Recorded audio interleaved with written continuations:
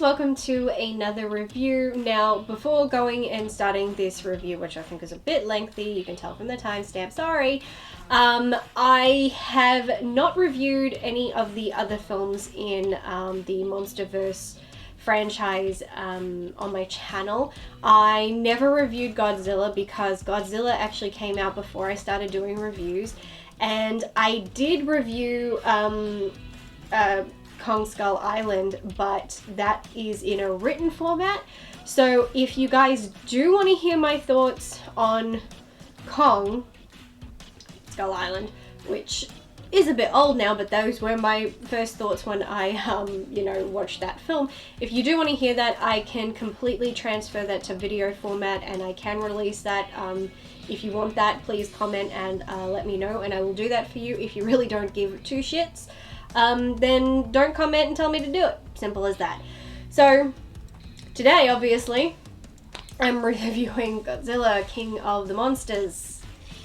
Yeah, I have some thoughts, some feelings, some opinions. Let's just get into it. Godzilla King of the Monsters is a 2019 monster film directed by Michael Dougherty with a screenplay by Dougherty and Zach Shields from a story by Mac Borenstein, Dougherty and Shields. It is the 35th film in the Godzilla franchise and the third film in the Legendaries MonsterVerse. In the film, humans must rely on Godzilla and Mothra to defeat King Ghidorah, who has awakened other titans to destroy the world. I'm not a fan of these films, and that's the straight up truth. Godzilla was a story mostly about humans with some giant monsters thrown in, only most of those monster scenes are either at night or masked by smoke so you can't see shit.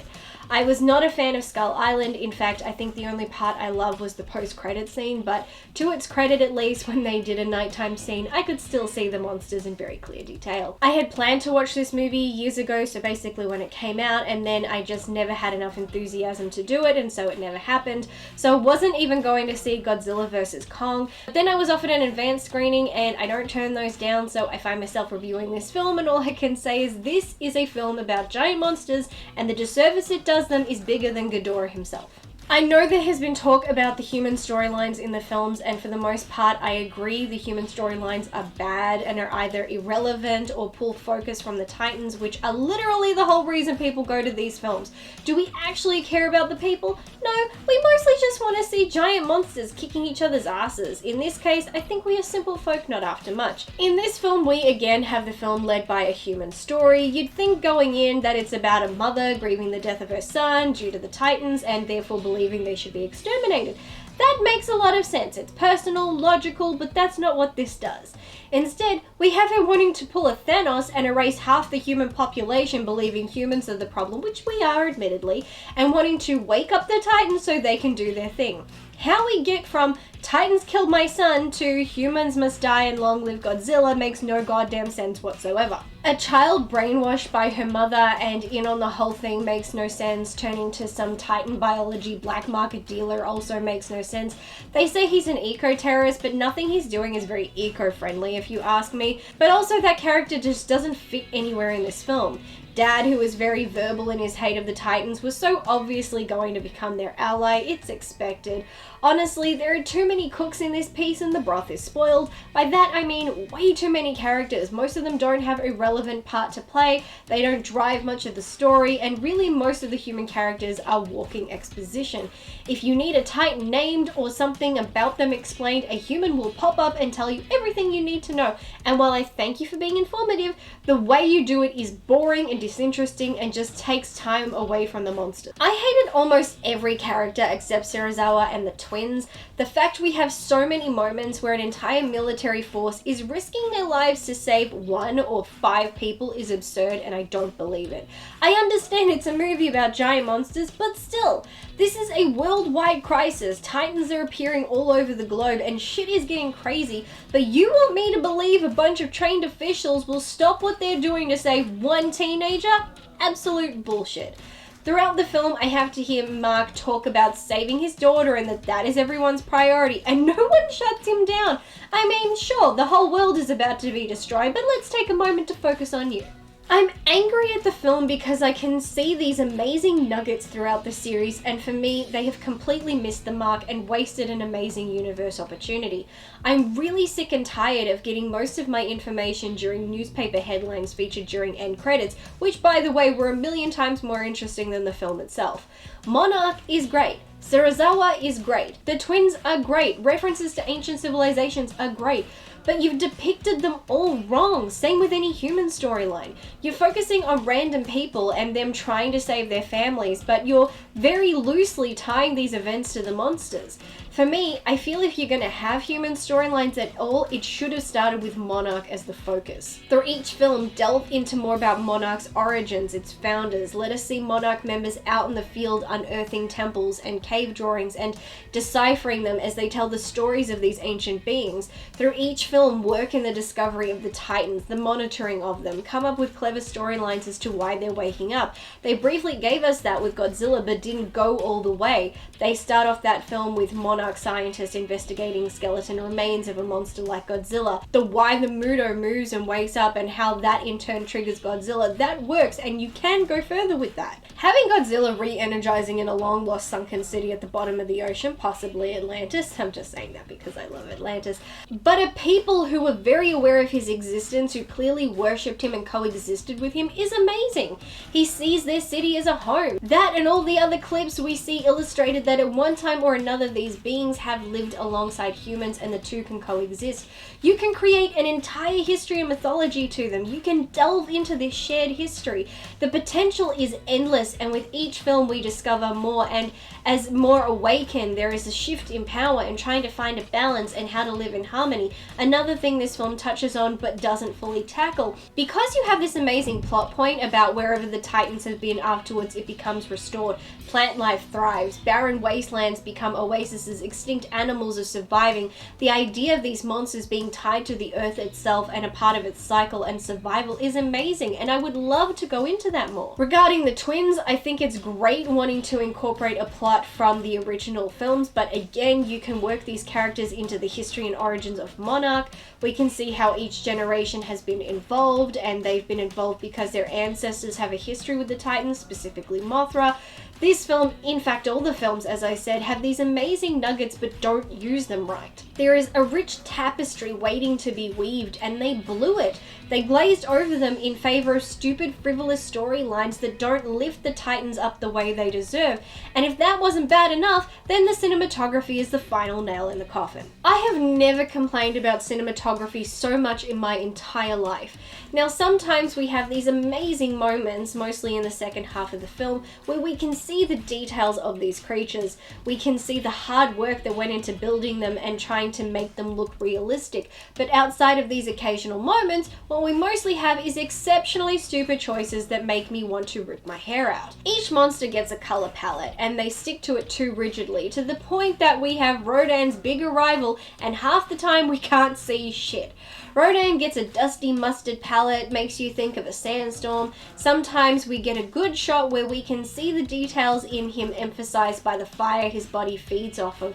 But most of the time he is masked by dust clouds and volcanic ash, and it's all the same color, so instead of standing out looking like the fantastic creature he is, he blends into his surroundings. People spent a long time creating this creature's design, and you cover it up with clouds, ash, and some weather anomalies. I'm here to see monsters. Why are you masking them? Ghidorah and Godzilla's first showdown is at night in Antarctica, which means everything is shades of blue, meaning again because it's night and the base is destroyed, I can't see shit. I should be able to see more of the details that went into making these creatures as they duke it out, but no, instead all I can see is fog and ice. Maybe I get a good shot every now and then, but mostly it's hidden by darkness. Mothra, again, shades of blue, and then when she spreads her wings, oh yay, she's masked by a waterfall, so it's just more shades of blue. I have seen many monsters on screen, and even if they are in a setting that is night or using one specific color palette, at least I see an amazing use of light and shadow to make sure the monster is the focus of the scene, to make sure we see every tiny detail. They need to stand out even while blending in. This film fails at that. With most scenes lacking proper use of light in shadow. Most of the time, the monsters just become big blurs. Same thing with the Godzilla film. Skull Island was the only one who got it right, I think. We could see, even in a nighttime scene, the details on Kong were amazing. He stood out, we could see the definition of his face, his scars, we could see expression even with an absence of light. I have heard some people say, well, it's night, of course you can't see them. But you guys do realize whoever is writing the stories can choose whether it is day or night, whether there are strobe lights or flares or something. But no, they keep choosing these fights to happen at fucking nighttime, so it's extra hard to see anything, and it's not just night that's the problem. The monsters are fighting at night, in the rain, masked by dust clouds. I can't understand why you would go to the effort to build these monsters only to cover them up with every fucking natural occurrence known to man. Not all the scenes are at night, I'm not saying they are, but they are favoured. During the day is an improvement unless you're Rodan. We first see Godzilla underwater in this film. He was mostly a blob. It angers me because these titans are what we want to see and we can't. And I get more frustrated because sometimes there are shots where the details are so crisp and clear, meaning I know what you can do, I just don't understand why you don't. Like this shot of Ghidorah getting trapped by Mothra and us seeing Godzilla's reflection in the building, that was great! This fight scene had so many improvements, but as a whole, there weren't enough. I think the brief moments we saw all the other titans waking up had more crisp detail than most other monster scenes in this film, and that is just weird. This is all just a long-winded way of saying I don't hate this film, I'm just extremely disappointed because the potential is so obvious. The focus is in the wrong place, the monsters are not showcased the way they should be, we have useless storylines, and at the end of the day, outside of one emotional moment, it was an incredibly boring film. Just like Godzilla and to an extent Skull Island, though after watching this, I like that one a bit more. There is a lot in the universe that is good, but it keeps getting bogged down by so many bad elements, it makes me dislike everything and not give a crap. If someone came in and did a reboot, I wouldn't even complain because I feel like it needs an overhaul, and that's not something I ever say, but here we are. Godzilla King of the Monsters has me wanting a reboot. And why was no one shocked to realize Ghidorah was an alien? You'd think that would have freaked out some people at the very least, but no, they're just like, oh yeah, okay.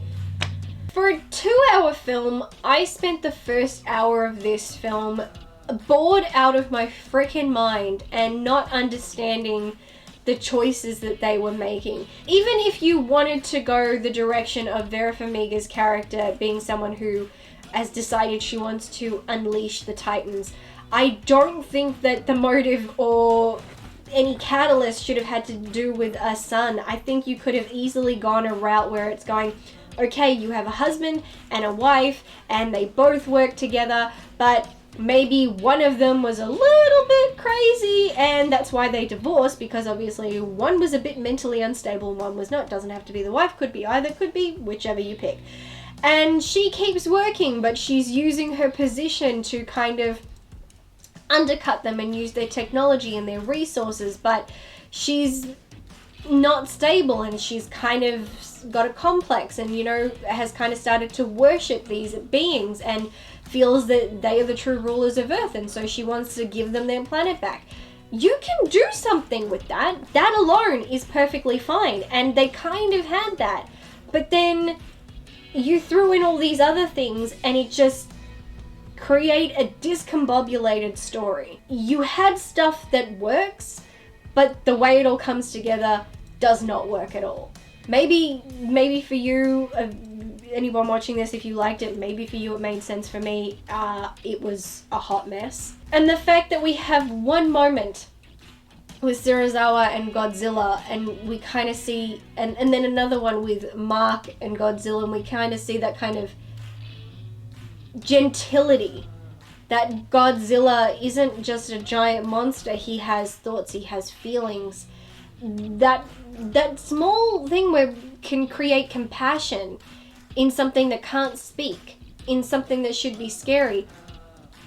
Those are what I mean by saying there are nuggets that are good, but bogged down by everything else. Because if you were going with a story, which it has, it's in their post-credit scenes, it's in the pictures that they show throughout the film where they're saying ancient civilizations, look at these cave drawings, look at these paintings. People knew that these beings existed. They knew about them, and some even lived among them. So there's obviously, and it's like, well, they didn't wipe out humans, so obviously the two were able to get along. They can communicate somehow. That's great! Work with that! You don't touch on it and then do nothing with it. I spent one half of this film bored, and the second half I spent it angry and just raging against it, mostly because of the cinematography, because as soon as Rodan showed up, I was pissed because I couldn't see shit. See, I'm getting worked up again. This film may be very triggering for me, and tonight, so in a few hours, I'm off to see Godzilla vs. Kong, and my god, I really hope this is improvement. I know a friend saw it yesterday, and he didn't like King of the Monsters either, but he really liked Godzilla vs. Kong, so I'm hoping that's the case for me, but I guess I'll find out in a few hours, and then you will know shortly. So that is it for this video. Thank you for watching. Thank you for putting up with my tirade. And please comment down below, share your thoughts on the film. Did you like it? Did you not like it? Have you not even seen it? What are your feelings about the Legendary's Monsterverse? And have you bothered with it? Do you really not care? So many things you can tell me. Or, if none of those things pique your interest, comment down below and tell me how your day is going. How was your weekend? And do you have plans this week? There you go. See? We're chatty. We're friendly. It's all good. Thank you, as always, to my awesome patrons. I'm trying to schedule the recording of the next film in the Man-Eater series for Oracle Reacts, so that'll happen soon, I promise. And I'm still trying to schedule the next TV Time episode. There have been some complications with that one, but we're working on it. Actually, there's two coming up, but there's been some scheduling conflicts on those. But it'll happen, I promise. But thank you for your patience. I truly appreciate it. That is it for this video, and I hope to see you in the next one. So until then, bye!